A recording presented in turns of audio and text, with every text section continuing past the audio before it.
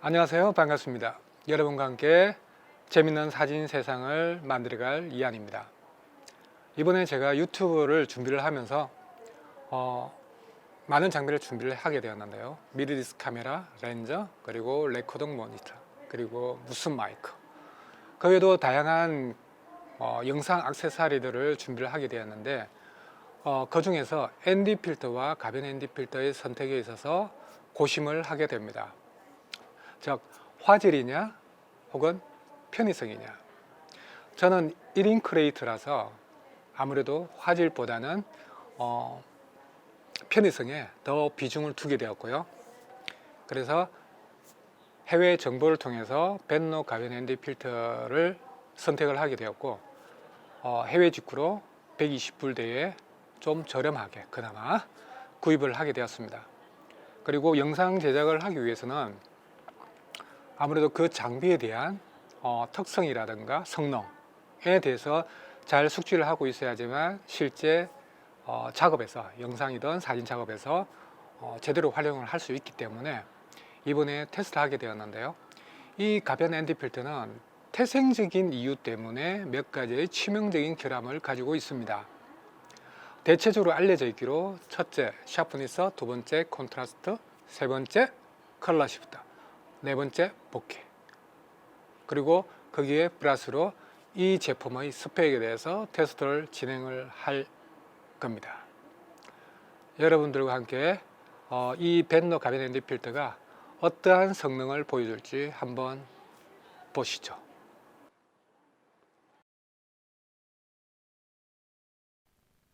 벤노 가변 ND 필터가 1에서 9스탑을 지원하는 걸로 스펙상으로 나와 있는데요.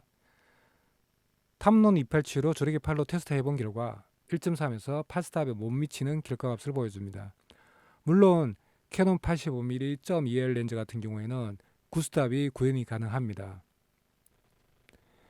지금부터 4K 영상을 통해서 벤노 가변 ND 필터의 샤프니스, 콘트라스트, 그리고 컬러 왜곡에 대해서 한번 보시기 바랍니다. 컬러 왜곡에 있어서는 사실 명백하게 그 차이점을 아실 수가 있습니다. 하지만 샤프니스와 콘트라스트 부분에 있어서는 이 영상을 통해서만은 사실 판별을 하기가 그렇게 쉽지가 않네요. 그래서 가변 ND 필터의 컬러 왜곡을 최대한 억제한 4K 영상을 통해서 그 차이점을 찾아보시기 바랍니다. 하지만 역시나 그 차이점을 찾아내기가 쉽지 않습니다. 그래서 잠시 뒤에 사진 이미지를 통해서 다시 면밀히 검토해 보도록 하겠습니다. 여건과 같은 아주 열악한 촬영 환경 하에서는 사실 노필터일지라도 AF를 이용해서 촬영하는 데는 상당한 문제점이 있습니다. 가변 ND 필터와 같은 종류들은 사실 말할 필요도 없고요. 지금은 일반적인 촬영 환경으로 엑서 밴더가 생기지 않는 범위에서 촬영한 영상입니다.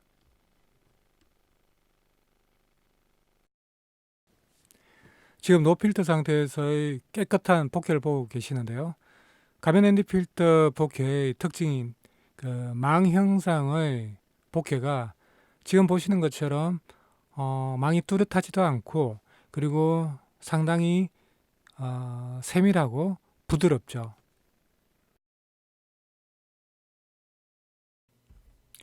앞선 4K 영상을 통해서 벤노 가변 ND 필터의 성능에 대한 테스트를 진행해 왔는데요.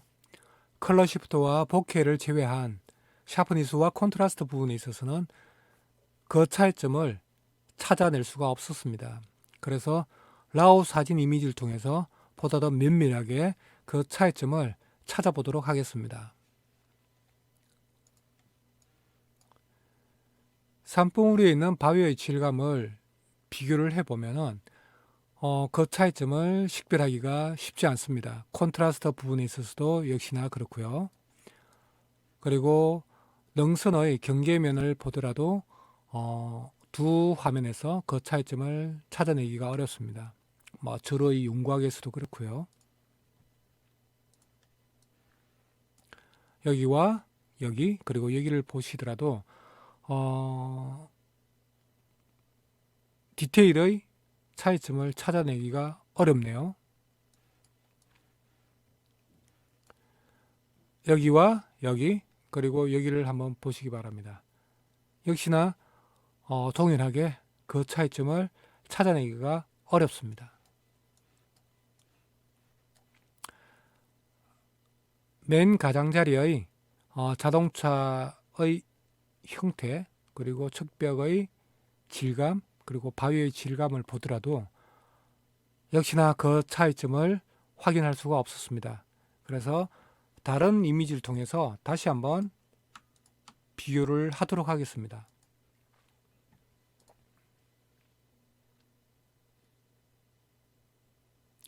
이 영상에서는 목재의 갈라짐, 화강암의 질감, 그리고 텍스트의 윤곽을 통해서 한번 비교를 해 보시기 바랍니다.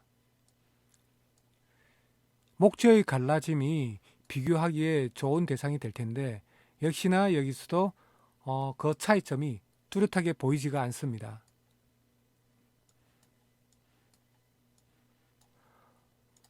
화강암의 질감에서도 역시나 동일하고요. 여기에 명정전이라는 글자와 226호라는 글자를 보더라도 그 차이점을 찾아내기란 결코 쉽지가 않습니다. 여기서도 그렇고요. 그런데 이 부분에서 콘트라스트의 미약한 차이점을 발견하게 됩니다. 필터가 씌워진 부분이 콘트라스트가 약간 완만하게 보여집니다. 이 부분에서도 말이죠. 근데 두 장의 이미지에서 특이한 차이점을 발견하실 수 있을 겁니다. 바로 햇빛을 받는 지붕의 기와 그리고 바닥의 화강암. 그늘진 영역에서는 컬러가 거의 유사하게 맞아떨어지고 있습니다. 하지만 지붕의 기와를 보시면은 컬러가 확연하게 다름을 발견하실 수가 있을 거고요. 바닥의 화강암에서 역시나 마찬가지입니다. 이러한 벤노 가변 필터의 컬러 시프트의 특이한 현상에 대해서 마지막에 자세하게 언급을 하도록 하겠습니다. 그러니까 여러분도 마지막까지 재밌게 봐주시기 바랍니다. 지금까지 벤노 가변 필터의 테스트 과정을 잘 보셨나요? 제가 첫 번째 테스트로 이 필터의 ND 농도 값에 대한 테스트를 했는데요. 스펙상으로는 1에서 9스탑을 지원하는 걸로 이제 표기를 하고 있습니다. 하지만 제가 탐론 287호 줄이기 찜팔로 테스트해 본 바에 의하면 1.3에서 8스탑에 못 미치는 결과값을 보여줍니다. 물론 이 테스트 과정에는 없지만 제가 캐논의 85mm 1.2L 렌즈로 테스트해 봤을 때 9스탑의 구현이 가능했습니다.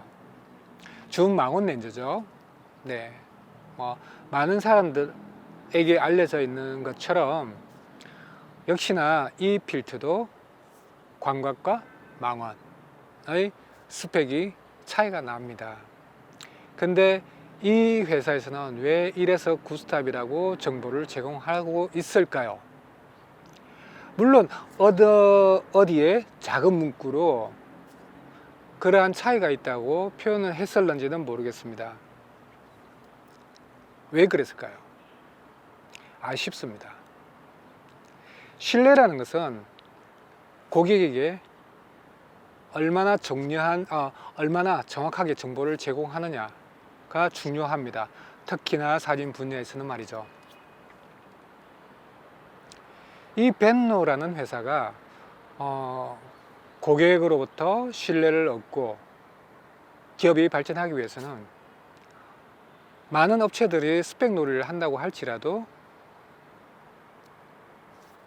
고객에게 좀 더 보다 더 좋은 정보 그리고 보다 더 정확한 정보를 제공해 줄 필요가 있다고 생각을 합니다. 제가 왜 이런 말을 하느냐, 다름 아니라 나무니 테스트에서 이 벤노 회사에 대한 호감을 가지게 되었기 때문입니다. 물론 클럽 시프터 부분에 있어서도 좀 아쉬운 부분이 있습니다. 하지만 사실은 그 부분에 대해서는 저는 사실 어느 정도 예측은 하고 있었습니다. 잠시 뒤에 그건 설명을 드릴게요. 하지만 샤프니스, 콘트라스트, 복해에 있어서는 정말 저를 해피하게 했습니다. 제가 이 가변 ND 필터를 선정하는 데 있어서 비중을 뒀던 부분이 바로 그러한 부분이거든요. 첫째, 샤프니스, 콘트라스트, 복해. 컬러 시프트는 당연히 있는 걸로 알고 있었습니다. 단지 자세한 컬러 시프트의 내용에 대해서 제가 자세하게 알지 못했던 것 뿐이고요. 그런데 이번 테스트를 통해서 좀 더 자세하게 알게 되었습니다.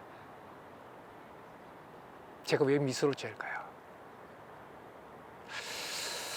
컬러 시프트가 아쉬운 건 분명합니다. 일반적으로 사용할 때. 근데 전반적으로의 컬러 변화가 색온도로 치자면은 한 300도에서 400도 수준에서 변한 것 같습니다. 근데 특정 부분에서 지금 테스트한 영상, 여러분들이 보신 영상에서는 특히 하이라이트 부에서 컬러 왜곡이 다른 양상을 보여줍니다. 뭘까? 여러분들이 아실지 모르겠지만, 물론 아시는 분들도 계실 겁니다. 글레어 반사라는 게 있습니다. 보통 반사에는 직접 반사, 거울에 반사되는 직접 반사와 그리고 글레어 반사, 그리고 난반사로 크게 세 가지로 분류를 하는데요. 직접 반사 같은 경우에는 거울이나 메탈, 금속 그런 종류들에서 많이 발생하고요. 글레어나 난반사 같은 경우에는 일상생활에서 많이 발생을 합니다. CP를 서는 이유가 뭐냐면은 글레어 반사를 차단하기 위한 거거든요. 다시 말해서 평광시키기 위한 겁니다. 이 필터가, 가변 ND 필터가 태생적인 이유 때문에 태생적인 이유가 아니죠. 태생 자체가 CPL입니다. 그러다 보니까 CPL의 특성이 거기에 가미된 것 같아요. 하이라이트가 색 왜곡이 특히나 심하게 발생하는 영역이 거의 다가 글레어 반사 영역에서 발생을 한다는 겁니다. 일상적인 색온도의 변화는 사실 후보 중에서 간단하게 색온도를 보정함으로써 혹은 틴트를 살짝 조정함으로 해서 단순히 쉽게 보정이 가능합니다. 하지만 이러한 글레어 반사 영역의 색이 뒤틀어지는 것은 그렇게 조정하기는 너무 힘들어요. 어쩌면 그런 부분이 편집자들을 힘들게 하는 부분일지 모르겠습니다. 저도 이번 테스트를 하면서 그걸 확인하게 되었고요. 그나마 나름대로 해결점, 보완점이 되겠죠. 완전한 해결은 안 됩니다. 보완점을 찾았고요. 그 내용에 대해서는 다음 시간에 보여드리도록 하겠습니다. 아주 좋은 꿀팁이 될 겁니다. 네. 그리고 제가 이 영상이 저희 첫 방송입니다. 여러분들의 좋아요와 구독이 저에게는 너무나도 큰 힘이 됩니다. 쿡쿡 많이 눌러주세요. 감사합니다. 다음에 뵙겠습니다.